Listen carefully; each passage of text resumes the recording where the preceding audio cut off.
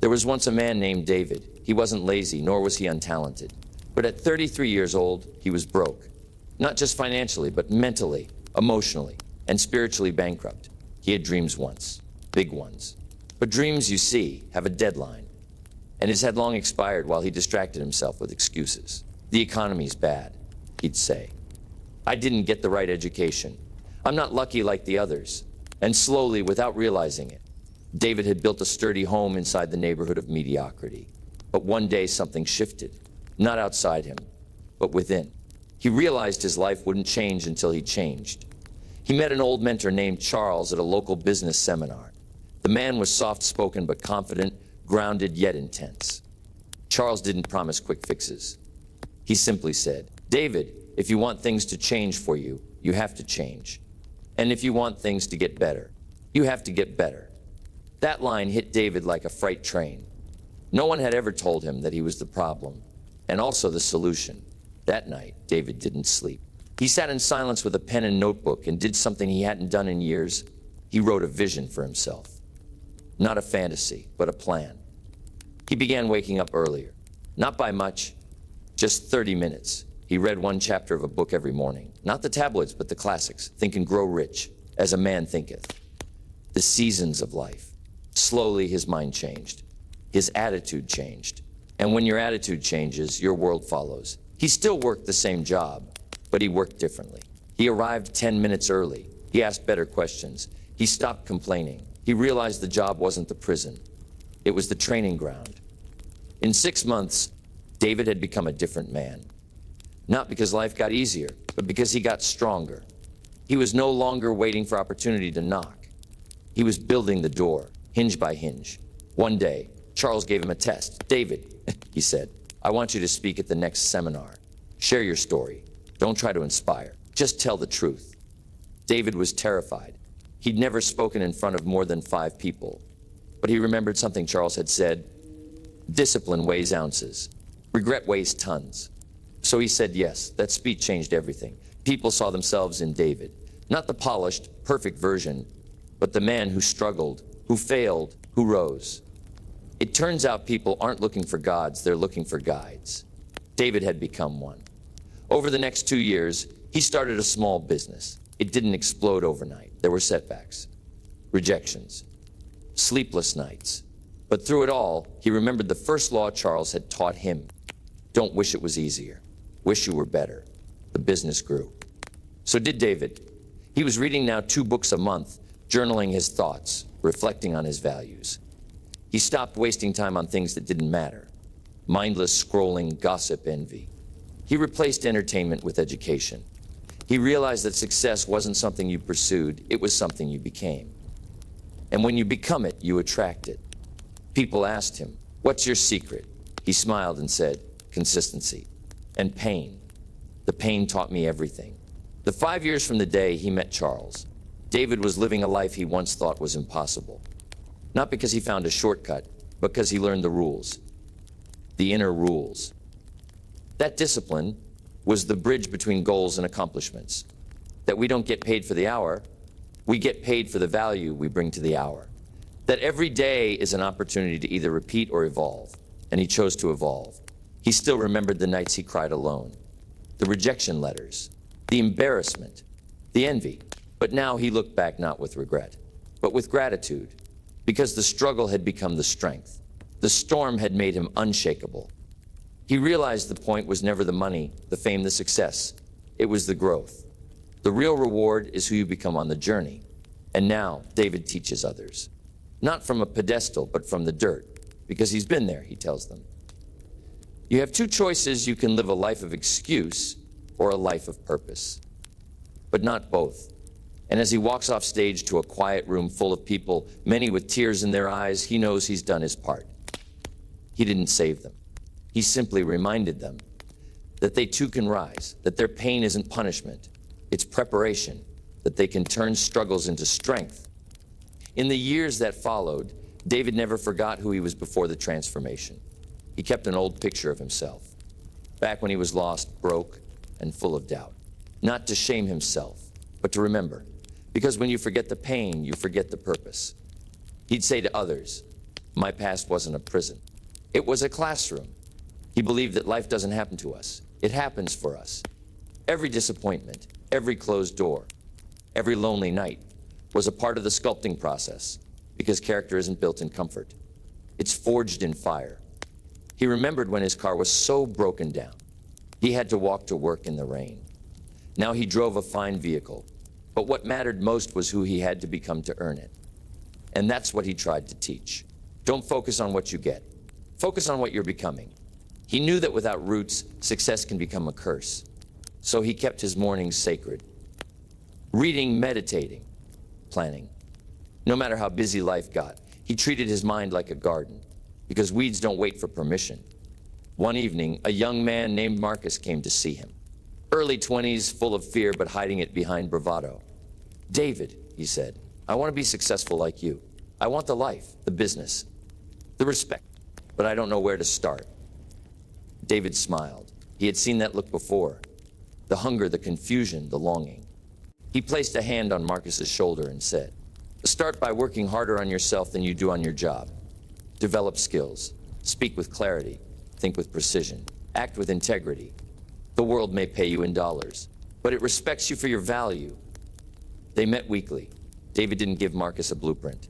He gave him principles. Because the blueprint will change, but principles are timeless. Discipline is the foundation, he told him. Most people want the glory without the grind. But the grind is where you grow. At first, Marcus struggled. He was impatient, wanted everything fast. But David showed him that fast is fragile. That slow, steady, deliberate effort is what builds a man. Success is not doing extraordinary things, he said. It's doing ordinary things with extraordinary consistency. Marcus began changing. He started reading. He began speaking differently, walking differently, thinking differently. And in 2 years, the young man who was once full of doubt was mentoring others. David saw it happen again. The quiet miracle of human transformation. He knew that the greatest gift we can give the world is not advice, but example. That when one person decides to rise, others follow. Years passed. David's name grew. He was invited to speak all over the world. But no matter how big the stage, he spoke the same truth: you are not your past. You are your potential. But potential means nothing without discipline. The crowds didn't remember every word, but they remembered the feeling, the conviction, the courage, the invitation to become more. One day, David stood alone on a hill behind his home. It was a quiet morning. He looked over the land he once dreamed of owning. But he wasn't emotional because of the house or the view. He was emotional because he knew how far he'd come. Not in miles, but he whispered to himself, "Thank you for not giving up." And he meant it. Every late night, every early morning, every moment of doubt had led to this moment of peace. He wrote in his journal that day, pain gives birth to wisdom, struggle gives birth to strength, and faith gives birth to miracles. That line would later go viral, but David never cared about popularity. He cared about impact. He knew that fame fades, but influence lasts. He'd often say, "Don't aim to impress, aim to influence." As the sun began to set, David had one final thought. He thought about the people still stuck, still believing the lie they're too broken, too late, too far gone. And he made a promise to keep showing up, to keep teaching, to keep living as proof that the human spirit is unstoppable when fed by vision, guided by discipline, and grounded in gratitude. So wherever you are right now, whether you're broken, confused, or simply tired, remember this: you are not finished. Your story is not over. And your struggle is not the end, it's the beginning. Every great life began in the mud, not the marble. The seed breaks before it blossoms. The diamond is formed under pressure. And you, my friend, are being forged. Don't run from the pain. Learn from it. Don't resent the struggle. Rise from it. Like David, you can turn the fire into fuel, but only if you choose. And if you're willing to choose, day after day, when no one is watching, then you will discover what David did. That strength doesn't come from ease. It comes from rising when it would have been easier to quit. And one day you'll look back not in bitterness, but in awe, because your greatest burden became your greatest blessing. And your struggle, your story, your scars became the gift the world needed. As David entered the later years of his life, he noticed something interesting. The more he gave, the more he had. Not in material possessions, but in meaning. His days were no longer filled with chasing. They were filled with teaching. He mentored not for applause, but for legacy. Because he understood something few ever dogged, that true success is not measured in what you leave behind. One evening, David was asked to speak at a graduation ceremony. The audience was young, hungry, idealistic, full of fire, but lacking direction. He stood at the podium, quiet for a moment, looking out at the faces. Then he began. "If I could go back and tell my younger self one thing," he said, "I'd say this: don't avoid pain. Invite it, because pain is the teacher, the coach, the refiner. And if you stay in the fire long enough, you don't come gold." The crowd was silent, not out of boredom, but reverence. He continued, "You'll have moments in life where everything feels heavy, when you'll question if it's worth it. Let me tell you, it is, but only if you let those moments shape you instead of break you. Struggle is not the enemy. It's the path. It's life whispering, there's more in you. Keep going." After the speech, a student approached him in tears. "How do I keep going when it hurts so much?" she asked. David placed a hand on her shoulder and said, "By remembering who you want to become. The future version of you is counting on this moment. Don't let her down." And for the first time, she smiled through her tears. Not because the pain was gone, but because she now saw the purpose in it. As David walked back to his car under the stars, he remembered all the nights he once felt like giving up, all the moments he thought he wasn't enough. And he realizing those moments were sacred, not because they were pleasant, but because they were pivotal. He whispered to himself, "I wouldn't trade the struggle for anything. It gave me my soul back." And so he lived, not as a man who had conquered life, but as one who had cooperated with it. He no longer resisted hardship. He embraced it, not because he enjoyed suffering, but because he trusted the process. He believed, as Rohn often said, "Don't ask for a lighter load, ask for a stronger back." David's back was strong, his heart was stronger. And his message, now echoing across the world, was strongest of all. You can rise, you can rebuild, not despite the struggle, but because of it. Your pain is the beginning of your purpose. Your discipline is the bridge to your destiny. And your story, yes, yours isn't over. It's just getting good. So wherever this message finds you, whether in darkness, in doubt, or in the middle of rebuilding, don't quit. You're being shaped, refined, forged. Your greatest days are not behind you, they are ahead.